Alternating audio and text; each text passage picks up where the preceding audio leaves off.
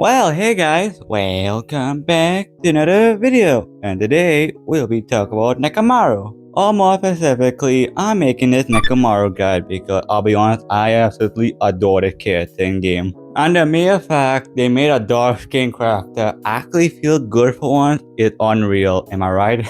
It should have been me, not him! It's not fair! So I'll be discussing how to play she, priorities, her best team, disk drives, engine cores, her cinemas, but I doubt anyone has her cinemas, am I right? And if there's a specific point you want to see, I'll leave timestamp below in the description and in the video for your convenience. And of course, if you like what you see, wanna hit the like button and subscribe to my channel because we're so damn close to 900 subs.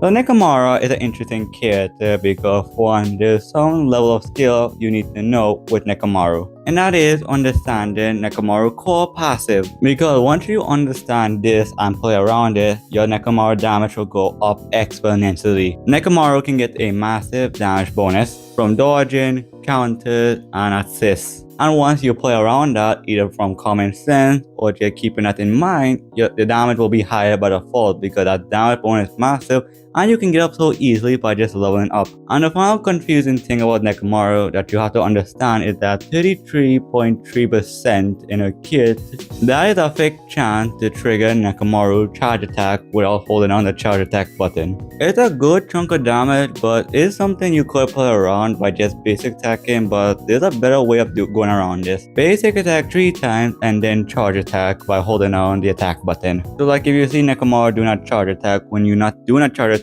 you just won that 33.3% chance. Like so far I won that 33.3% chance 4 times I think, maybe more. But anyways, once you understand these two stuff, Nekomaru becomes like really easy to play because everything else in a kit is just full on damage. And since Nekomaru is a physical character, you don't have to worry about losing infusion because one, everything about she is physical unlike other DPS characters. And for priorities, I would recommend highly investing in her basic attack because she'll be on field like most of the time. Then the skill followed by the ultimate because the ultimate can do so much damn damage, especially in AoE, like that ult can nuke. Then you have the dash, you have the chain assist, like you want to level up everything with Nekomaru, but priorities, basic attack, skill, ultimate, chain attack, then dodge. Like as I said before, like once you understand her main passive and that 33.3% chance, you basically understand mostly everything about Nekomaru.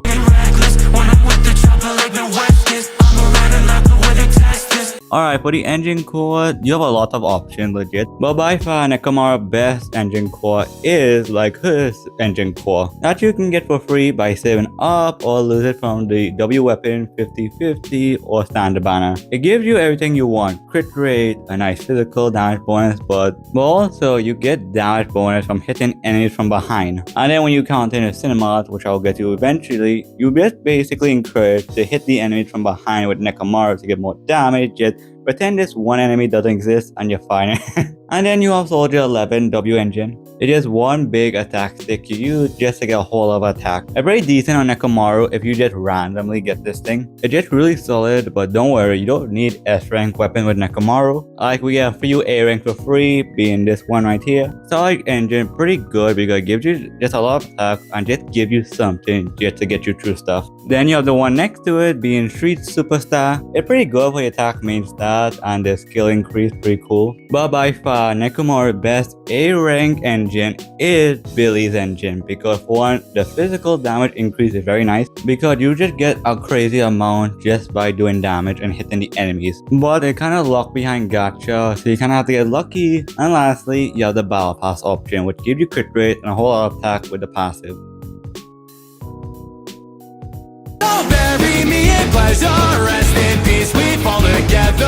Alright, for the disk drive, I will be encountering for Nekomaru best teammates as well. And we go with 4-piece physical and 2-piece crit rate. 2-piece crit rate to help balance out your crit stats. And 4-piece physical really good, gives you physical damage bonus. But a 4-piece can depend if you are Piper Wheel or not. Because for one, it only gives you the damage bonus once you like trigger assault. And if Nekomaru is the only physical character on your team, you won't really get a lot of benefit unless you have 2 physical on that team party. That's why Piper just really good with Nekomaru because you get a lot of benefits from having Piper with Nekomaru. But if Nekomaru your only physical character, go 4-piece crit rate because the attack speed for the 4-piece they get is pretty good on Nekomaru, with 2-piece physical. But generally 4-piece physical and 4-piece crit rate is just generally better overall, because ideally when you're using Nekomaru, you use Nekomaru with other physical characters, so the 4-piece physical set it just makes sense to use when using 2 physical, which you'll always be doing, like half the time or you don't have Piper or not. Also, if you like a good 2-piece attack, you can probably swap that out for the crit rate if you like better sub, but the crit rate is just nice to have. Alright, for the main stats, obviously slot 1, slot 2, slot 3, fixed main stats. Slot 4 can depend between attack and anomaly persistency. If you're using 2 physical characters, you go attack, but if Nekomaru your only physical character on your team, you go anomaly persistency. Slot 5 is no-brainer, you go physical damage because she's a physical character obviously, but if you don't have physical damage, you can just go attack. And lastly, for slot 6, either crit rate or crit damage. It depends on what either your W engine or how good your substat is. Most of the players will just go crit rate, but if you have Nekomaru like W engine, you can definitely go crit damage, but that depends on how your ratio is looking. If you need more crit rate or crit damage, that depends a lot. And if you don't have either crit rate or crit damage, you can just go attack main stat for slot 6. And for substat, obviously crit rate, crit damage, attack. Anomaly persistency is okay, but you shouldn't go out of your way to get it. And yeah, that's about it.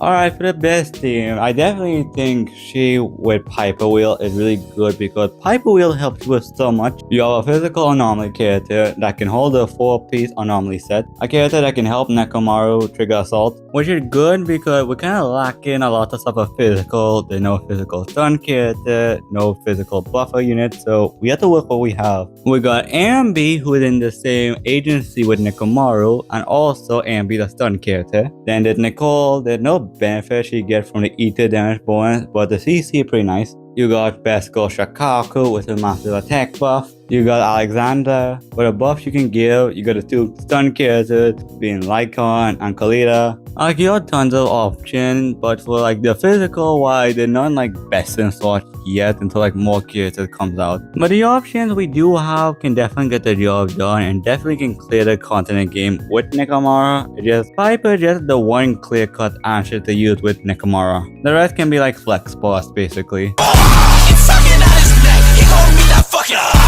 Alright, now about Nekomata Cinema. Not a lot of people will have a lot of her cinemas, especially if you're free to play or you like me and got freaking unlucky as sin, but hey, they worth to know if you were to get them. Alright, C1 is honestly amazing because for one, when you hit that enemy from behind, you will ignore 16% of the enemy's physical defense, but when you stun an enemy, Nekomaru attack now counts as hitting the enemy from behind. Like, this is a really good C1 for real. Alright, C2 is pretty decent if there's only one enemy on field and Nekomaru in combat. Nekomaru energy recharge will increase by 25%. Like, that is just nice to have overall, and you'll be fighting a fair amount of bosses with Nekomaru anyways. Alright, C3 and C5 are just stat increase. It's just good overall because Nekomaru is a DPS and that's just good overall. Alright, C4 is insane for Nekomaru because when you use Nekomaru special skill, you increase your own crit rate by 7%, stacking up to 2 times, so you can get like 14% crit rate for just using your X special skill, which you always will be doing regardless. Alright, lastly for Nekomaru E6, if you do a chain attack or Nekomaru's ultimate, you increase your crit damage by 18%, which can stack up to 3 times, and she will lose it if she goes out of combat, but also you can gain another stack if you kill an enemy. Like, that's a really powerful E6, and if you get like any copy of Nekomaru, it's pretty good because all the copies get equal to more damage, so that's just good overall. Alright, we are at the end, and overall, Nekomata is such a fantastic character. I love this character with a passion. Like, I think she might be my favorite character overall because I just love everything about she, and the fact that she feels so good to use is just icing on the cake. But like later in the future, like a few months, she definitely might get power creep when they release like another physical DPS. But I choose to live in ignorance until that happens, am I right? And she definitely will be a character that will help you out and give you an easier time, especially especially if you don't have any other DPS on your account. So guys, I hope you find this video helpful, and if you did, want to hit the like button and subscribe to my channel because I do make similar content to this, and I do plan to make more guides on creative like eventually when I finally get to do you on. So if you're interested, why not come along for the ride? I'm sure it'll be worth your time for sure. And yeah, that's about it. So guys, thanks for watching. I do appreciate you for sure. Let me know what you guys think what I say, because I do read and respond to all my comments. Join my Discord server if you want to talk to me or anyone in my community. But with all that said, take care, love you guys, and I'll see you on the next video. Goodbye.